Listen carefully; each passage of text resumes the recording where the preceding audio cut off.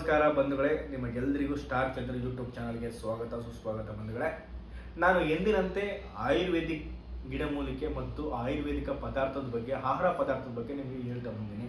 ಹಾಗೆ ಸ್ನೇಹಿತರೆ, ನಾನು ಈ ದಿನ ಕೂಡ ಒಂದು ವಿಶೇಷವಾದ ಆಹಾರ ಅಂದರೆ ಉದ್ದಿನಕಾಳು, ಬೇಯಿಸಿದ ಉದ್ದಿನಕಾಳು ಬಗ್ಗೆ ನಿಮಗೆ ಹೇಳ್ತೀನಿ ಸ್ನೇಹಿತರೆ. ಹೌದು, ಈ ಬೇಯಿಸಿದ ಉದ್ದಿನಕಾಳು ತುಂಬಾ ಒಂದು ಪ್ರೋಟೀನ್ ಯುಕ್ತವಾದಂಥ ಆಹಾರ. ಇದನ್ನು ಯಾರು ಕೊಡ್ತಾರೆ ಅಂದರೆ ಹೆಣ್ಣು ಮಕ್ಕಳು ಋತುಮತಿಯಾದಾಗ.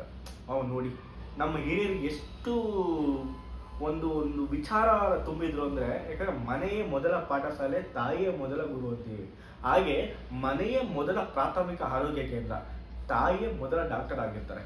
ಹಾಗೆ ನಮ್ಮ ಒಂದು ಪೂರ್ವಜರು, ತಾತ ಮುತ್ತಜ್ಜಿ, ಹಾಗೆ ನಮ್ಮ ಸನಾತನಿಗಳು ನಮ್ಮ ಆರೋಗ್ಯ ಹಿತಾದೃಷ್ಟಿ ಇಟ್ಕೊಂಡು ಒಂದಷ್ಟು ವಿಚಾರ ಅಂದರೆ ಆರೋಗ್ಯಕ್ಕೆ ಉಪಯುಕ್ತವಾದಂಥ ಒಂದು ತಿಂಡಿ ತಿನಿಸು, ಊಟ ಉಪಚಾರಗಳನ್ನ ಹೇಳ್ತಾ ಬಂದರು. ಹಾಗೆ ಹೆಣ್ಮಕ್ಳು ಋತುಮತಿಯಾದಾಗ ಬೇಯಿಸಿದ ಉದ್ದಿನ ಕಾಳು ಕೊಡ್ತಿದ್ರು.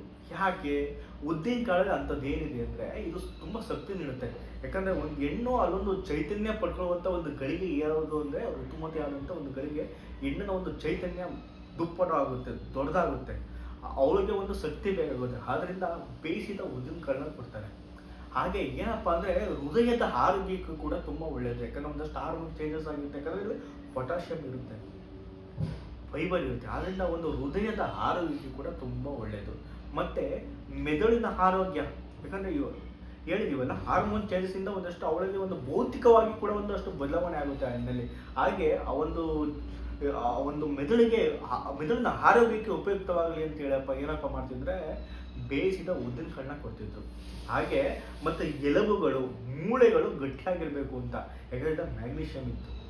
ಸೊ ಅದರಿಂದ ಐರನ್ ಏನಪ್ಪ ಇತ್ತು ಅಂದರೆ ಇವ್ರಿಗೆ ಹಿಮೋಗ್ಲೋಬಿನ್, ಹೆಣ್ಣು ಮಕ್ಕಳು ಆ ಟೈಮಲ್ಲಿ ಪೀರಿಯಡ್ ಆಗ್ತಾ ಇರುತ್ತೆ, ಋತುಮತಿ ಆಗೋದ್ರಿಂದ ಅವ್ರಿಗೆ ಐರನ್ ಕಂಟೆಂಟ್ ಜಾಸ್ತಿ ಬೇಕು, ಹಿಮೋಗ್ಲೋಬಿನ್ ಲೆವೆಲ್ ಜಾಸ್ತಿ ಆಗಬೇಕು. ಆದ್ದರಿಂದ ಈ ಒಂದು ಬೇಯಿಸಿದ ಉದ್ದಿನ ಕಾಳಲ್ಲಿ ಆ ಒಂದು ಶಕ್ತಿ ಇತ್ತು ಸ್ನೇಹಿತರೆ. ಹಾಗೆ ಚರ್ಮ ಮತ್ತು ಕೂದಲಿನ ಆರೋಗ್ಯಕ್ಕೆ ಕೂಡ ಇದು ತುಂಬಾ ಉಪಯುಕ್ತ ಆಗ್ತಿತ್ತು.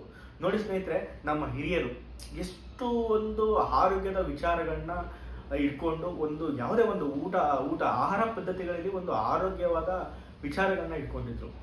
ಈಗಿನ ಹೆಣ್ಣು ಮಕ್ಕಳುಗಳು ಅಂದರೆ ಇವಾಗ ಸಿಟಿ ಪಟ್ಟಣ ಇರುವಂಥವ್ರಿಗೆ ಅವ್ರ ಊರಲ್ಲಿ ಏನು ಮಾಡ್ತಿದ್ರು ಅಂದರೆ, ಒಂದು ಹೆಣ್ಣು ಮೈನೆರೆದಾಗ ಒಂದು ಮನೆಯಲ್ಲಿ ಒಂದು ಗುಡಿಸ್ಲು ಹಾಕಿ, ಸೊ ಅವ್ರಿಗೆ ಒಂದು ಸೊಪ್ಪು ಹಾಕೋದು, ನಂತರ ಹಾಕಿ ಅವ್ರಿಗೆ ಒಂದು ಊಟ ಉಪಚಾರಗಳು ಮತ್ತು ಜೀವನದ ಒಂದು ಕೆಲವು ಅಂಶಗಳು ಹೇಗಿರಬೇಕು, ಹೇಗೆ ಬದುಕಬೇಕು ಅನ್ನೋದನ್ನ ಪ್ರವಚನ ಮಾಡ್ತಿದ್ರು. ಅಂದರೆ ಹೆಣ್ಣು ಅವಳ ಮೈನೆರೆದಾಗ ಅಂದರೆ ಅವ್ಳಿಗೊಂದು ಸುಮಾರು ಒಂದು ಬಾಲ್ಯದಲ್ಲಿ ಇದ್ದಂಥ ಹೆಣ್ಣು ತನ್ನ ಒಂದು ದೊಡ್ಡ ಸ್ಥಿತಿಗೆ ಅಂದರೆ ದೊಡ್ಡವಳು ಆಗ್ತಾಳೆ ಅಂದಾಗ ಅವಳಿಗೆ ತುಂಬಾ ಜವಾಬ್ದಾರಿಗಳು ಬೇಕಾಗುತ್ತೆ. ಸೊ ನಮ್ಮ ಹಿರಿಯರಿಗೆ ಎಷ್ಟು ತುಂಬಾ ಒಂದು ತಿಳುವಳಿಕೆಸ್ತಾಗಿದೆ ಅಂದರೆ, ಆ ಒಂದು ಟೈಮಲ್ಲೇ ಒಂದು ಹೆಣ್ಣನ್ನ ಒಂದು ಆರೋಗ್ಯನೂ ಕೂಡ ಬಿಲ್ಡ್ ಮಾಡಿ ಭೌತಿಕವಾಗಿ ಆರೋಗ್ಯಕವಾಗಿ ಹೆಣ್ಣಿನ ಒಂದು ರಕ್ಷಣೆ ಮಾಡ್ತಿದ್ರು ಸ್ನೇಹಿತರೆ. ಈಗೊಂದು ಸಿಟಿ ಪಟ್ಟಣದಲ್ಲಿ ಈ ಒಂದು ಮೆಚೂರ್ ಆದಾಗ ಒಂದು ಹೆಣ್ಣು ಮೈನೆರೆದಾಗ ಮಾಡುವಂಥ ಒಂದು ಸಂಪ್ರದಾಯಗಳು ಕಳ್ಕೊಂಡ್ಬಿಟ್ಟಿದ್ದಾರೆ ಸ್ನೇಹಿತರೆ. ಸೊ ನಮ್ಮ ಎಲ್ಲ ಒಂದು ಬಂಧುಗಳಿಗೆ ನಾನು ಮನವಿ ಮಾಡ್ತೀನಿ ಅಂದರೆ, ದಯಮಾಡಿ ನಮ್ಮ ಒಂದು ಹಿರೀಕರು ಅಂದರೆ ನಮ್ಮ ಅಜ್ಜ ತಾತಂದಿರು, ನಮ್ಮ ಸನಾತನಿಗಳು ಏನು ರೂಢಿಸ್ಕೊಂಡ್ಬಂದಿದ್ದಾರೆ ಆಚರಣೆಗಳನ್ನ ದಯಮಾಡಿ ಪಾಲನೆ ಮಾಡೋಣ. ಯಾಕಂದರೆ ಪ್ರತಿಯೊಂದು ಆಚರಣೆಯಲ್ಲಿ ಕೂಡ ಒಂದೊಂದು ಅರ್ಥ ಇದೆ ಸ್ನೇಹಿತರೆ. ಬಟ್ ಈಗಿನ ನಾವು ಪ್ರತಿಯೊಂದು ಶಿಕ್ಷಣ ಅದು ಇದು ಅಂದ್ಕೊಂಡು ನಾವೇ ಬುದ್ಧಿವಂತರು ಅಂದ್ಕೊಂಡು ಅವರು ಹೇಳ್ಕೊಂಡಿರುವಂಥ ಒಂದು ಆಚರಣೆ ಪದ್ಧತಿಗಳನ್ನ ಮೂಢನಂಬಿಕೆ ಹೇಳಿ ಆ ಒಂದು ಹೆಸರಳಿ ಅದನ್ನು ದೂರ ಮಾಡ್ತೀವಿ. ತಪ್ಪು ಸ್ನೇಹಿತರೆ. ನಿಜವಾದ ಒಂದು ಬುದ್ಧಿವಂತರು, ನಿಜವಾಗಿ ಒಂದು ವೈಜ್ಞಾನಿಕತೆ ಮತ್ತು ಭೌತಿಕತೆ ತಿಳ್ಕೊಂಡು ವಿಚಾರಗಳನ್ನ ಹೇಳ್ತಿದ್ರು ನಮ್ಮ ಹಿರಿಯ ಸ್ನೇಹಿತರೆ.